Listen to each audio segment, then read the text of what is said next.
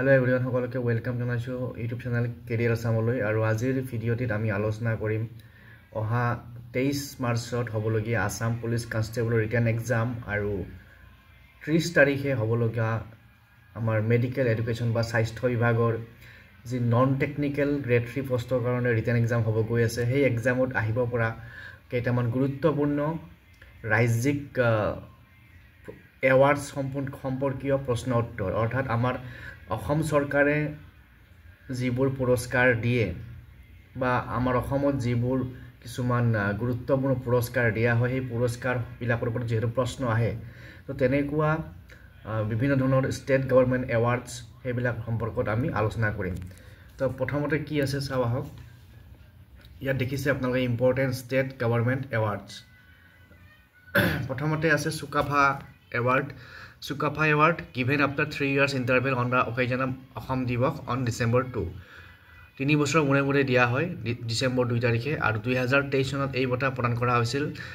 journalist writer হিৰেন্দ্ৰনাথ Bezbaroa লিখক আৰু সাংবাদিক জ্যেষ্ঠ সাংবাদিক হিৰেন্দ্ৰনাথ বেজবৰুৱাক এই বঁটা দিয়া হৈছিল নেক্সট শ্ৰীমন্ত শংকৰদেৱ এৱাৰ্ড আৰু এটো হৈছে এটা নেশনাল এৱাৰ্ড আৰু এই নেশনাল এৱাৰ্ডটো প্ৰতি 3 বছৰৰ মূৰে মূৰে দিয়া হয় যি সকল ব্যক্তিয়ে ৰাষ্ট্ৰীয় বা আন্তঃৰাষ্ট্ৰীয় পৰ্যায়ত সাহিত্যৰ ক্ষেত্ৰতে হওক শিল্পৰ ক্ষেত্ৰতে হওক বা কালচাৰৰ ক্ষেত্ৰতে হওক বা সাংবাদিকতাৰ ক্ষেত্ৰতে হওক তেওঁলোকে উৎকৃষ্টতা দেখায় বা সাফল্য লাভ কৰে তেওঁলোকক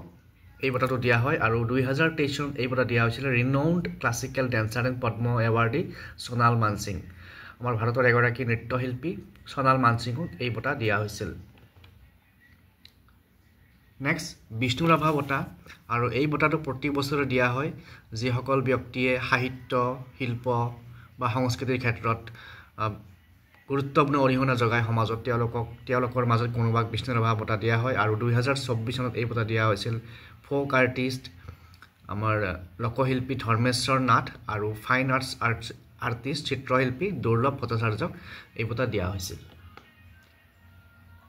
নেক্সট শিল্পী বঁটা শিল্পী এৱাৰ্ড শিল্পী বঁটা প্ৰত্যেক বছৰে দিয়া হয় আৰু যিসকল ব্যক্তিয়ে শিল্প আৰু সংস্কৃতিৰ ক্ষেত্ৰত যথেষ্ট অৰিহণা আগবঢ়ায় সিনেমা হওক নাটক হওক এইবোৰ ক্ষেত্ৰত যিসকলে বিভিন্ন ধৰণে কন্ট্ৰিবিউশন আগবঢ়ায় তেওঁলোকক এই বঁটাটো দিয়া হয় আৰু 2024 চনত এই বঁটাটো দিয়া হৈছিল ৰিনাউন্ড সিংগাৰ মনীষা হাজৰিকা বাইদেউ 2024 চনত শিল্পী বঁটা প্ৰদান কৰা হৈছিল নেক্সট নটসূৰ্য ফণী শৰ্মা এৱাৰ্ড এইটো এটা গুৰুত্বপূৰ্ণ বঁটা নাটকৰ ক্ষেত্ৰত আৰু এই বঁটাটো প্ৰত্যেক বছৰে দিয়া হয় সেইসকল ব্যক্তিক যিসকলে অসমীয়া নাট্যশিল্প বা সিনেমা জগতত অৰিহণা আগবঢ়ায় আৰু 2024 চনত এই বঁটা দিয়া হৈছিল ৰিনাউন্ড এক্ট্ৰেছ ৰেবা ফুকন বিশিষ্ট অভিনেত্ৰী ৰেবা ফুকনক এই বঁটা দিয়া হৈছিল নেক্সট অসম প্ৰকাশন পৰিষদ লিটাৰেৰী এৱাৰ্ড অসম প্ৰকাশন পৰিষদ বঁটা দিয়া হৈছিল 2023 চনত আৰু এই বঁটাটো প্ৰত্যেক বছৰে দিয়া হয় যিসকলে অসমীয়া সাহিত্যত বিভিন্ন ধৰণৰ অৰিহণা আগবঢ়ায় আৰু 2023 চনত এই বঁটা দিয়া হৈছিল eminent literature doctor Dhruvajyoti Bora book inner landscape বিশিষ্ট সাহিত্যিক ধ্ৰুৱজ্যোতি বৰাক এই বঁটাটো দিয়া হৈছিল নেক্সট আজান পীৰ এৱাৰ্ড আজান পীৰ বঁটা প্ৰতি 2 বছৰে দিয়া হয় যিসকল ব্যক্তিয়ে আমাৰ সমাজত সম্প্ৰীতি শান্তি আৰু জনকল্যাণমূলক কামত বিশেষ ধৰণে অৰিহণা আগবঢ়ায় তেওঁলোকক দিয়া হয় আৰু 2023 চনত আনোৱাৰ হুছেইন নামৰ এগৰাকী বিশিষ্ট চিত্ৰ নিৰ্মাতাক বা ছবি নিৰ্মাতাক দিয়া হৈছিল গতিকে আজিৰ ভিডিঅ'টোত এইখিনি ইনফৰমেশ্যন আপোনালোকৰ লগত শ্বেয়াৰ কৰোঁ নেক্সট ভিডিঅ'ত আৰু এনেকুৱা ধৰণৰ ইনপুটছ মই দিবলৈ চেষ্টা কৰিম চেনেলটো যিসকলে ফাৰ্ষ্ট টাইম চাইছে আপোনালোকে ছাবস্ক্ৰাইব কৰি ল'ব আৰু শ্বেয়াৰ কৰি দিব ভিডিঅ'টো যাতে সকলোৱে পাই যায় আজিলৈ এৰিছোঁ পুনৰ লগ পাম থেংক ইউ